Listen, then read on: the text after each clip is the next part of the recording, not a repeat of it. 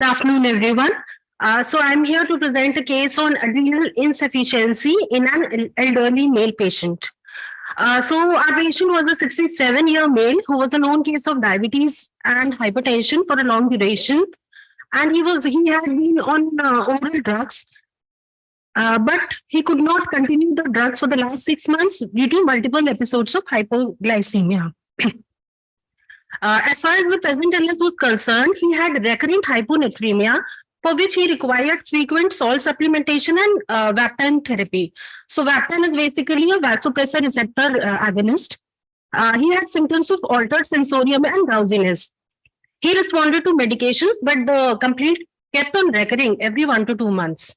He also complained of excessive fatigue, weakness, weight loss, and loss of appetite. So for the negative history, there was no history of blurring of vision, floaters, pain, numbness, angina, or claudication. However, he had a lacunar infarct 2 years back.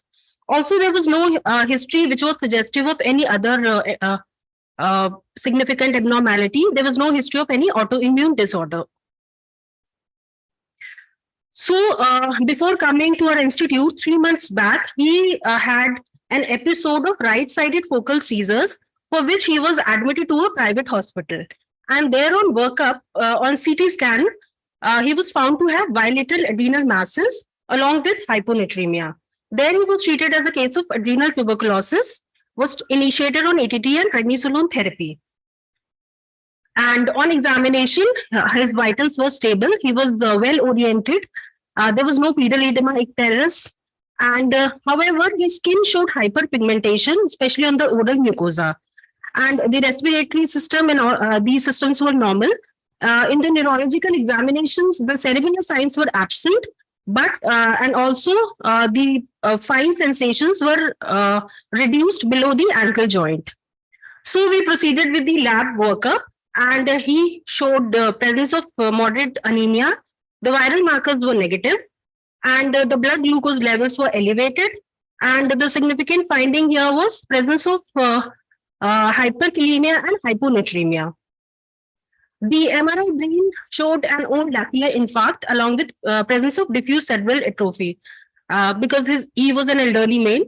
And then as far as the hormonal evaluation was concerned, the cortisol levels were low, that is 20.4.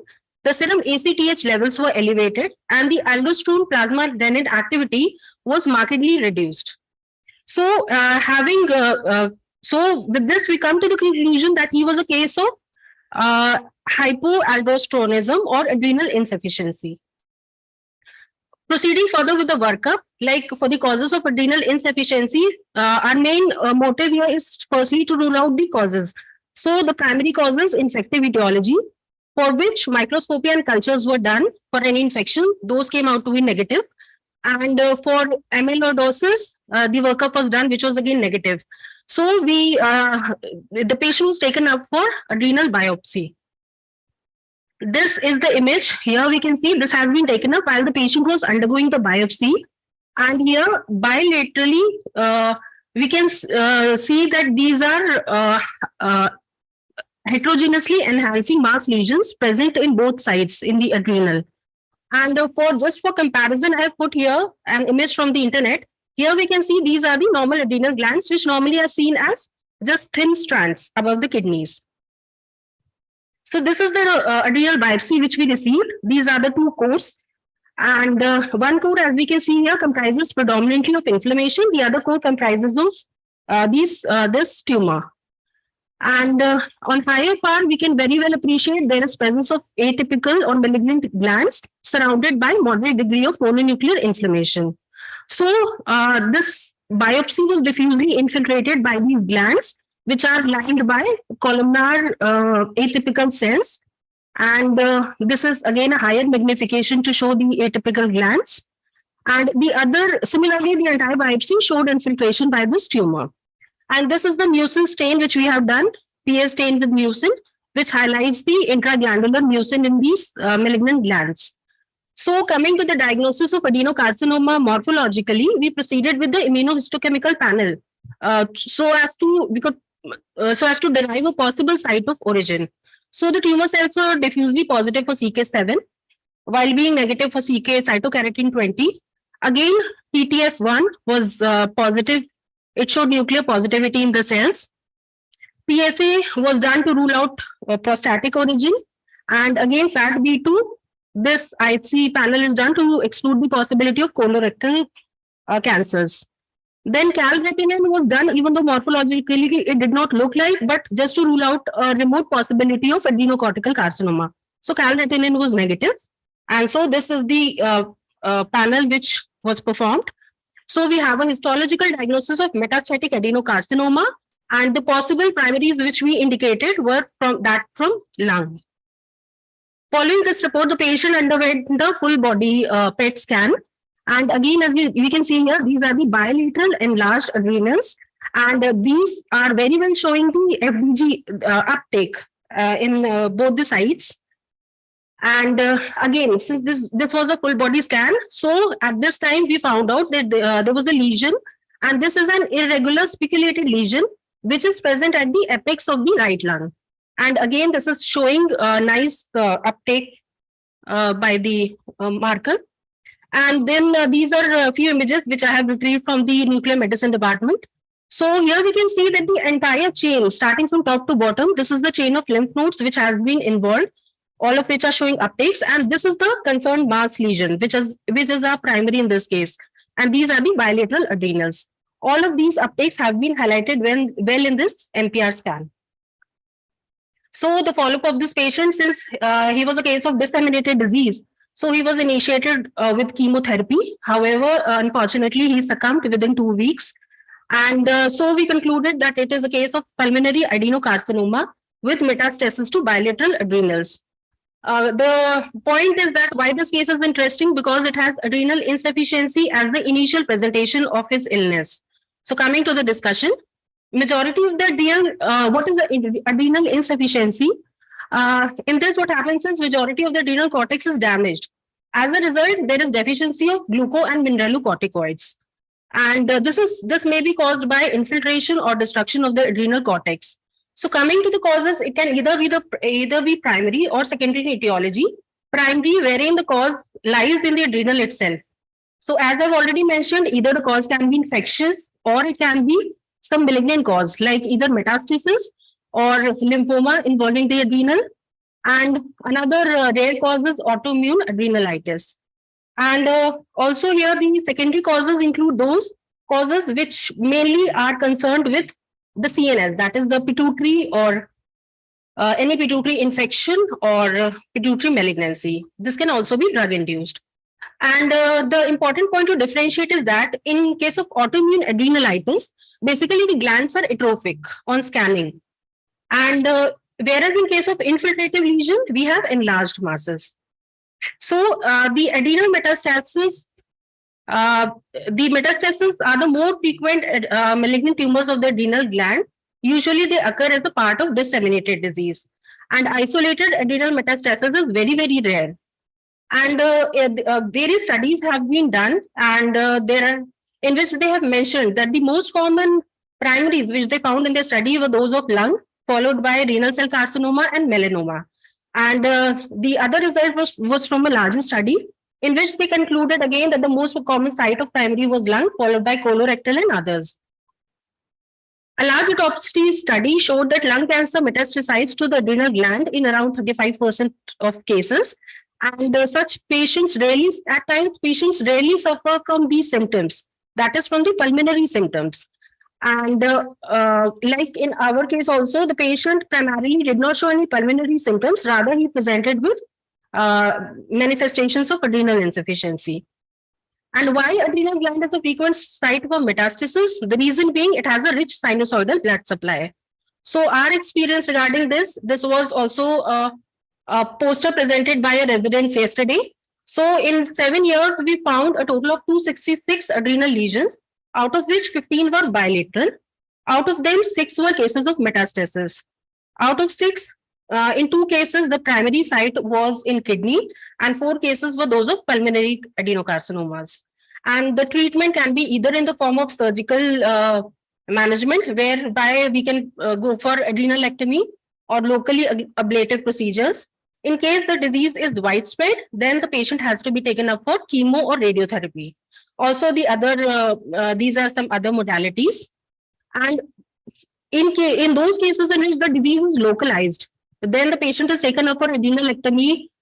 These patients have, obviously, they'll show improved survival. Whereas in those cases in which the patient cannot be managed well by surgery, still their overall survival is quite poor, and it averages to roughly around a year or so. So, coming lastly to the learning points from my case, bilateral, if there is bilateral adrenal enlargement, especially in an elderly patient, we should keep metastasis in our differential diagnosis.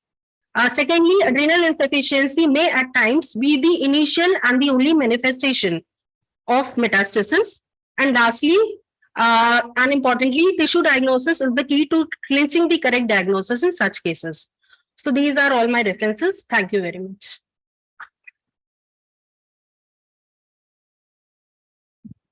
Nice case. Even we had reported one lung cancer with adrenal metastasis we have seen recently, but usually they present with lung primary symptoms. This is very interesting that the patient presented with adrenal insufficiency in the first. And usually we see fungal infections or tuberculosis more in our patient population rather than having metastasis as primary bilateral adrenal. Yes.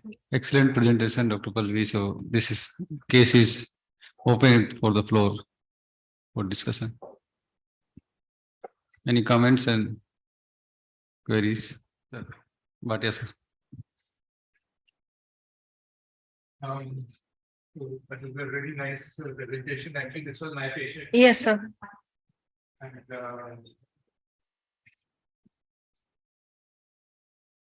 the patient kept on having hyponatremia. He was treated outside for hyponatremia.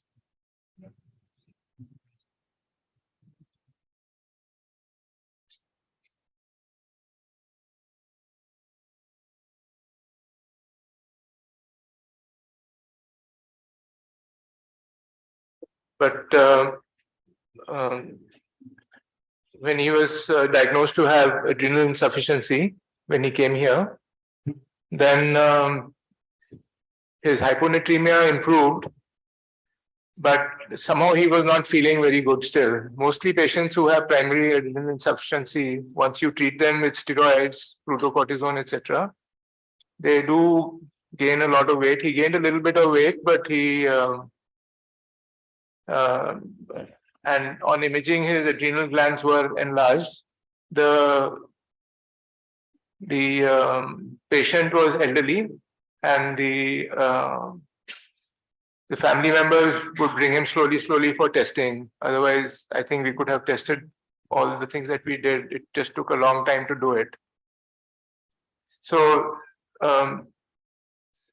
so though he didn't improve, so because he didn't improve fully, so then we wanted to, and the glands were bilaterally enlarged.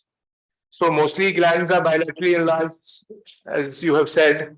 We think of infections, sometimes lymphomas, and of course, sometimes adrenal carcinomas also.